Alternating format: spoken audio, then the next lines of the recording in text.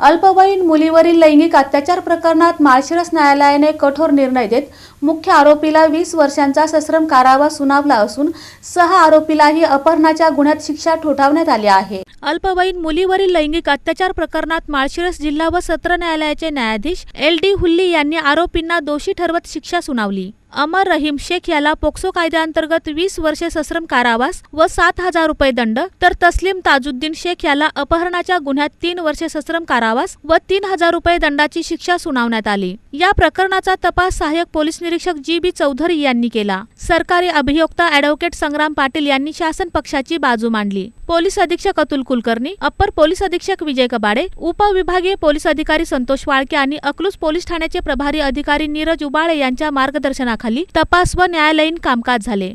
न्यायालयीन पैरवी अधिकारी पोसई Vijay Jadhav, police head constable 1430 Tamboli आणि पोलीस कॉन्स्टेबल 1053 हंगे यांनीही महत्त्वाची भूमिका बजावली। अल्पवयीन मुलांवरील लैंगिक अत्याचाराच्या गुन्ह्यांबाबत सोलापूर ग्रामीण पोलिसांचे शून्य सहनशीलतेचे धोरण असून दोषींना कठोर शिक्षा मिळवून देण्यासाठी प्रभावी तपास व न्यायालयीन पैरवी सुरू राहील, असे पोलीस अधीक्षक अतुल कुलकर्णी यांनी सांगितले।